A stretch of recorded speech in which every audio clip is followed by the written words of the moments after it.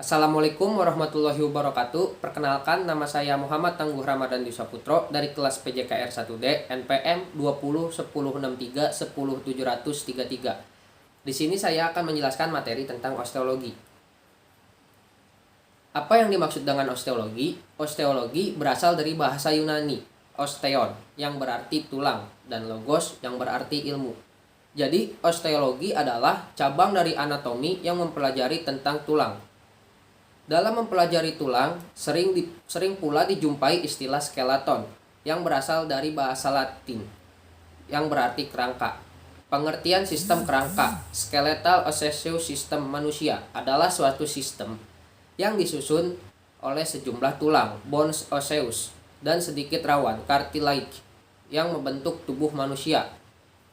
Kerangka manusia disusun oleh 206 buah tulang, yang satu dan lainnya. Ada yang dihubungkan secara langsung atau persambungan, dan tidak langsung atau persendian, serta diperkuat oleh jaringan ikat, rawan, dan otot. Pengertian fungsi kerangka manusia. Fungsi kerangka manusia berfungsi sebagai 1. Penunjang dan pembentuk tubuh. 2. Pelindung organ-organ vital. 3. Alat gerak pasif dan pengungkit liver. 4. Tempat bertambahnya otot-otot. 5. Tempat persendian zat kapur atau kalsium dan garam-garam. 6. Tempat pembuatan sel-sel darah. Pengertian klasifikasi tulang. Berdasarkan bentuknya, tulang-tulang dalam tubuh manusia dapat diklasifikasikan ke dalam 1. Tulang panjang. 2. Tulang pendek. 3. Tulang pipih. Dan 4. Tulang tak beraturan bentuknya. 1. Tulang panjang atau long bone.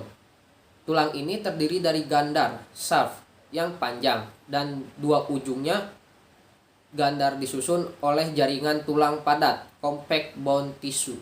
Di bagian dalam gandar terdapat lubang atau saluran berisi sumsum. Saluran ini disebut saluran sumsum, medullary canal. Pada bagian ujung tulang biasanya lebih besar dibandingkan dengan gandarnya. Bagian ini disusun oleh jaringan tulang bunga karang, spongy atau cancellous tissue, dan sedikit dilapisi jaringan tulang padat. Tulang panjang umumnya berfungsi sebagai alat penunjang dan alat gerak. Contoh tulang panjang antara lain adalah tulang lengan atas atau pangkal lengan, os humerus, tulang paha atau tungkai os femur, tulang hasta os ulna, dan tulang pengumpil os radius. 2. Tulang pendek, short bone. Disebut tulang pendek karena gandarnya pendek. Tulang pendek banyak terdapat pada tangan dan kaki. Contohnya adalah tulang tapak tangan, metacarpus bone, tulang tapak kaki, metatarsus bones, dan tulang jari tangan, phalanges bones. 3. Tulang pipih atau flat bone. Disebut tulang pipih biasanya disusun oleh 2 atau lebih tulang padat datar yang dipisahkan oleh bunga karang. Pada umumnya, tulang pipih bersama-sama tulang lainnya membentuk rongga. Misalnya, pada kepala, mereka membentuk rongga otak. Pada rangka dada, mereka membentuk rongga dada. Contohnya adalah tulang dada, os sternum, tulang dahi, os frontale, tulang ubun-ubun, os parietale. Tulang tak beraturan bentuknya, irregular bone. Dalam tubuh manusia, banyak tulang yang bentuknya tidak dapat dikelompokkan ke dalam ketiga kelompok yang telah disebutkan tadi. Oleh karena itu, tulang-tulang ini dikelompokkan ke dalam kelompok khusus, yaitu kelompok tulang tidak beraturan bentuknya. Contohnya antara lain adalah tulang belakang, os mandibula, dan tulang rahang atas, os maxilia. Pengertian struktur tulang. Pada tulang panjang, gandar, shaft sering disebut diaphysis, dan kedua ujungnya disebut proximal epiphysis dan distal epiphysis. Diaphysis disusun oleh tulang padat. Bagian ini berbentuk pipa dan silinderis.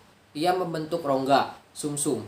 Rongga sumsum merupakan tempat penyimpanan lemak atau fat yang disebut rongga sumsum kuning tulang atau yellow bone marrow cavity. Pada anak-anak, bagian epifisis dan diafisis dipisahkan oleh rawan epifisis atau epifisis cartilage. Selama perpanjangan tulang terjadi pada bagian ini, pada orang dewasa khususnya, pertumbuhan tulang. Ketika masa pertumbuhan tulang telah berakhir, rawan epifisis berubah menjadi tulang, dan kemudian bagian ini menjadi garis epifisis atau epifisis line. Tulang-tulang dibungkus oleh dua lapis jaringan ikat yang disebut periostem. Pada bagian tulang yang diperhubungkan dan membentuk sendi tidak terdapat periostem. Pada bagian ini, tulang dibungkus atau dilapisi oleh rawan sendi. Periostem lapisan luar menerima pembuluh darah dan saraf. Beberapa pembuluh darah dan saraf masuk ke dalam tulang melalui lubang yang disebut nutrisi atau foramen nutrisium.